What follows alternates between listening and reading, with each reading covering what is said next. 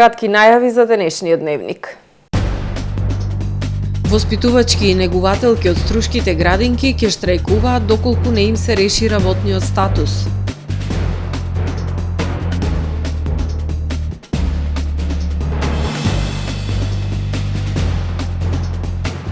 Храмот на Пресвета Богородица во село Ботун доби капитално научно дело.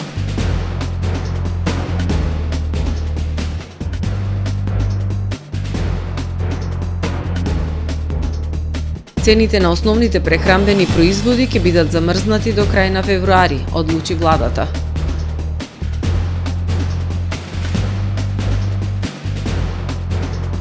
Осум лица убиени во Илиноис, од кои 7 мина од исто семејство. Со содржините на дневникот започнуваме по временската прогноза. Гледајте не. ТРП Инвест ви донесува метео на ТВМ.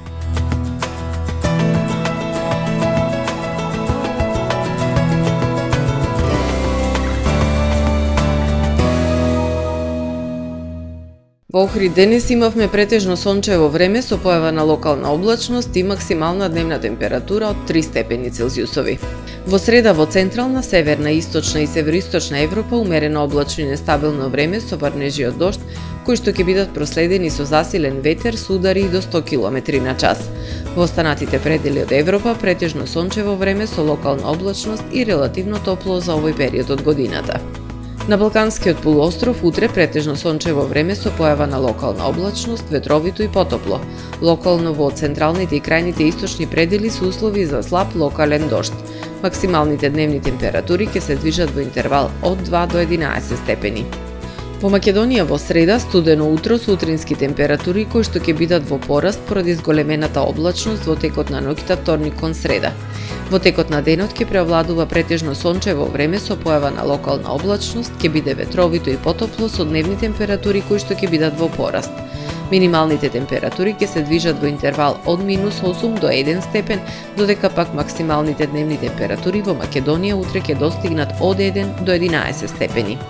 Во Охрид во среда по студеното утро со температура од -3 степени. Во текот на денот ќе преовладува претежно сончево време со појава на локална облачност и дневна температура до 4 степени. Во Охрид во четврток ќе преовладува умерено облачно време со сончеви периоди и дневна температура до 7 степени. Во петок и сабота по студеното утро и температура од -5 степени. Во текот на денот претежно сончево време со појава на локална облачност и температура до 6 степени Целзиусови.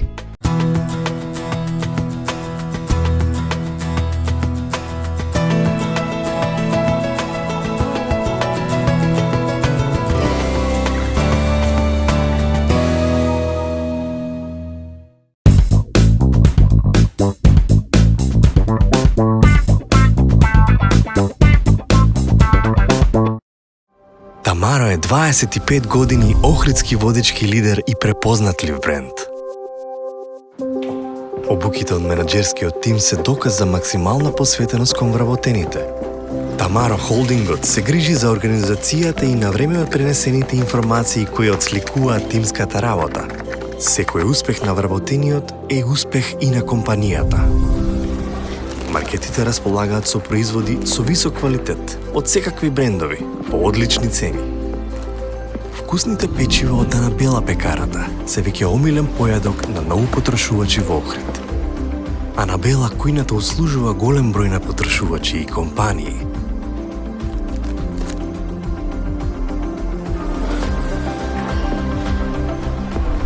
Рибарата е секогаш снабдена со најразлични видови на риба и морски плодови. А месарниците располагаат со свежо месо и месни производи во секое време. Уживајте во својот охридски домаќин. Тамаро, повеќе од марка.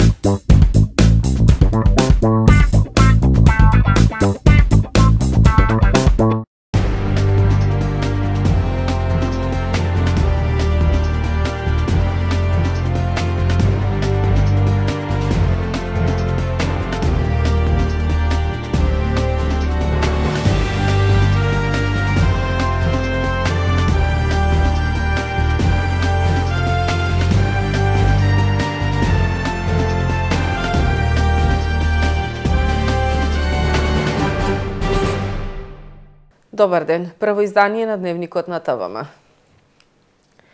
Од 1 февруари, воспитувачки и негувателки од струшките градинки, кои со години работат со договори на дело, без здравствено и пензиско осигурување, најавија дека нема да одат на работа доколку не им се реши статусот. Струга ќе се соочи со проблем за згрижување на дечињата. 20 на воспитувачки и негувателки од двете струшки градинки го креинаа гласот. Велат со години се ангажирани со договори на дело без здравствено и пензиско осигурување за 10.000 денари месечно. Разочарани и револтирани бараат итно да им се реши статусот, да добијат редовно вработување или минимална плата со здравствено осигурување. Воспротивно, од следниот месец во знак на протест нема да одат на работа, а градот ќе се соочи со проблем за згрижување на децата. Работиме со договор на дело, земаме плата до 10.000 денари. Од 1 февруари ни кажа дека платата ќе ни биде 5.000 денари, немаме никакво осигурување, немаме ни здравствено, ни ништо. Овој проблем е значи со години. Ја известивме општината во градинката, си ги баравме нашите права, но немавме никаков успех. Се пријавуваме в завод како невработени, што е безсмислено. Групите ни се многу големи, ево кај нас во јасли 3, конкретно ова година имат па до 28-29 деца, што е вистина енормна бројка и капацитетот на вработените е намален. Кај нас треба и да се зголемите, а не ние да работаме вака за смешни плати. Поддршка добија и од редовно вработените колеги, кои велат одговорноста е голема. Без ангажираните договорци нема да може да работат и двете градинки во Струга. Мојата група ќе остане без негувателка. Со 28 запишани деца треба да работам сама. А што станува со оние групи кои што немаат ниту еден со решение, тие треба всушност, како што кажа колешките претходно, да се затворат групите, односно ние да ги вратиме дечињата од 1 февруари да не доаѓаат во градинка. Директорката на градинката Јулијана Ложанковска во април минатата година поднела барање за вработување, но било одбиено од страна на Министерството за труд и социјална политика. Во неможност да го реши проблемот пред неколку денови, директорката поднесе оставка. Доколку не се реши статусот на воспитувачките и негувателките во струшките градинки, градот може да се соочи со проблем за згрижување на децата. Цените на основните прехранбени производи ќе бидат замрзнати до крај на февруари. Одлуката првично беше донесена со важност до 31 јануари, но по предлог на Министерството за економија, владата донесе одлука за изменување на постојната одлука и продолжување на мерката. Продолжениот рок се однесува на оризот, брашното, лебот и други пекарски производи, бисквити, наполитанки, тестенини, месо и производи од месо, млеко, јајца, сирење, кашкавал и други млечни производи. Ограничувањето на цените се однесува и на минералната, негазирана и газирана вода и негазирани и газирани пијалаци, а во определени пакувања и светлото пиво. Просечната нето плата во ноември изнесува 38.359 денари. Според податоците на Државниот завод за статистика, индексот на просечната месечна исплатена нето плата по вработен во ноември 2023 година во однос на ноември 2022 година изнесува 116,2.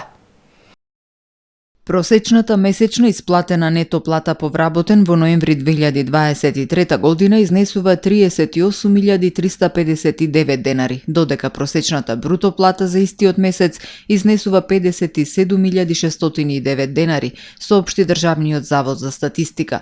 Според податоците на Државна статистика, индексот на просечната месечна исплатена нето плата по вработен во ноември минатата година во однос на ноември 2022 изнесува 116,2.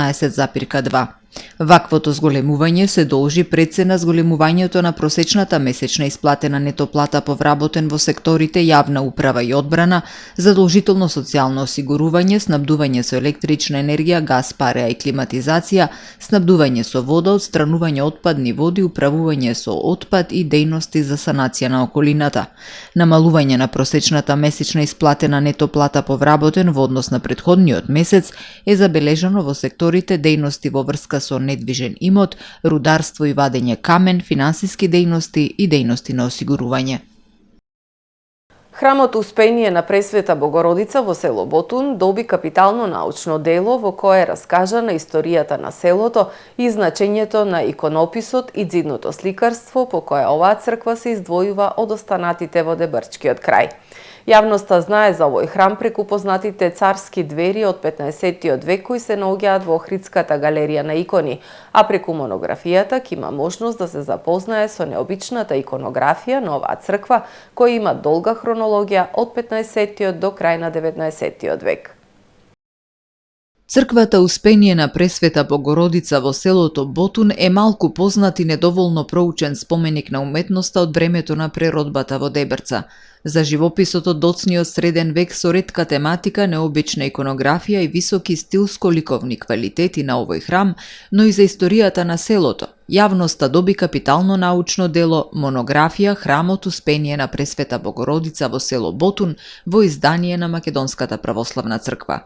Станува збор за луксузно издание во кое на 145 страни е раскажана историјата на храмот, на селото, црковно-историските прилики, архитектурата, како и значењето на иконописот и ѕидното сликарство, збогатено со ретки црнобели фотографии, документи од приватни архиви, како и техничка документација. Книгата соединува и одбележува два исклучително значајни јубилеи во чија чест се издава, а тоа се 150 години од изработката и сликањето на иконостасот со иконите во храмот Успение на Пресвета Богородица, пресметувајќи од 1871 година до 2021 година, кога всушност е зародишот на идејата и кога започнува иницијативата за одбележување на овој јубилеј преку печатење на монографија.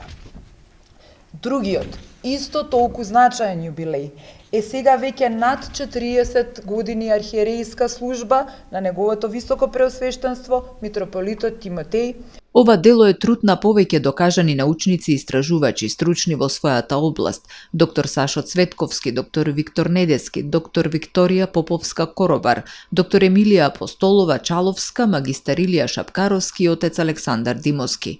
Според историчарот на уметност професор доктор Сашо Цветковски, црквата во Ботун се издвојува од останатите во Дебрчкиот крај по разновидноста на културно-историските слоеви и долгата хронологија од 15-тиот до крајот на 19-тиот век. Важно е што книгата потврди дека Ботун и црквата во Ботун е клучниот споменик на 19-тиот век во Деварца. Тоа нам сега ни отвора можности да продолжиме и со останатите објекти кои овде ги имаме, тие се бројни, се разбира, и некако да створиме една целосна слика на она што се случувало во време на преродбата на овие важни предели на Дебрца кои имаат своја долга милениумска некоја предходна историја. Ктиторскиот надпис, испишан на јужниот ѕид до влезните врати, открива дека црквата е изградена во 1859 година со труд на селаните од Ботун, а фреско живописана во 1895 година од браќата зоографи Крсте и Костадин Николови. Монографијата и го представува на научната јавност и тој познат зоографски род од малореканскиот крај, Николовци од познатото мијачко село Лазарополе. Овде се соединуваат историите на сите ботунски фамилии. Овде се покажуваат нашите корени, овде се чувствуваме блиски со сите кои пред нас живееле тука. Затоа за нас ова место е толку важно и свето, бидејќи без него ќе бидеме како дрво без корени, а и немаме нешто друго со кое би го покажале и докажале нашето вековно постоење. За мене беше лична апокалипса кога дознав за документот со кој нашите предци се договориле со Крсто Николов да го слика Ботунскиот храм. Тоа е овој документ и ова е Крсто Николов, бидејќи гледам дека 8 мина од 10 мината подпишани овде, селани во 1895 година, се уште имаат машки наследници, сите по директна машка линија, кои денес живеат во Ботун. Светот знае за Ботун преку познатите царски двери на иконостасот од храмот кои датираат од 15 век, во почетокот на 60-тите години од минатиот век пренесени во Охрид, кои во 1965 година биле представени во Париз, во 1967 во Токио и во 1986 година во Ватикан, а денес се наоѓаат во Охридската галерија на икони. Во рамки на годинешните Парличеви беседи ќе биде промовирана книгата Охридски поети од авторите Димитар Пандев и Славе Ѓоргодимовски, а во издание на Општина Охрид. Во овој труд на 250 страници се сместени стихови и песни на познати охридски поети кои остануваат поврзани со охридското поднебје, но и пошироко со македонската, словенската, балканската, медитеранската, европската и светската поезија. Најновиот труд на Пандев и Ѓоргодимовски Охридски поети е дел од едицијата Охридско книжевно наследство, што ја издаде Општина Охрид, а одговорен уредник е Митре Велјановски. Општина Дебарца утре ќе реализира 5-тата форумска сесија од проектот за јакнување на општинските совети, кои го реализираат Програмата за развој на Обединетите нации UNDP, швајцарската влада, Министерството за локална самоуправа во соработка со Општина Дебарца. На 5-тата форумска сесија учесниците ќе имаат можност да се запознаат со постигнатите резултати и реализацијата на избраниот проект изградба на парк со детско игралиште во село Требеништа и останатите проекти и препораки од форумот кои тие ги избраа за најприоритетни за реализација, информираат од Општина Дебарца. 5-тата форумска сесија ќе се одржи утре, 24 јануари, со почеток во 12 часот во салата на Советот на Општина Дебарца, село Белчишта. Да погледнеме кои настани беа актуелни во светот денеска. 8 лица се убиени во предградие на Чикаго. Осомничен е 28 годишен маж за кој се претпоставува дека си го одзел животот по пресметка со полицијата. Полициските службеници се уште истражуваат, но се сомневаат дека убиените, чии тела биле пронајдени во две одделни куќи, биле членови на исто семејство. Првата жртва бил 28 годишен маж со потекло од Нигерија кој живеел во САД во последните 3 години. Бил застрелан од осомничениот во неделата попладне од приватно возило. Следното утро полицајците пронашле 5 тела во куќата во која живеел осомничениот, а потоа уште 2 тела во куќа спроти улицата. Во престрелката ранета е 42 годишна жена за која постои сомнеж дека е ранета од истото лице, но дека нема врска со другите жртви.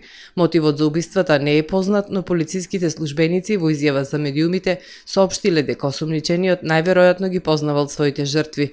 Началникот на полицијата во округот Вил изјавил дека се уште не е познато колку долго луѓето биле мртви во своите домови пред да бидат пронајдени.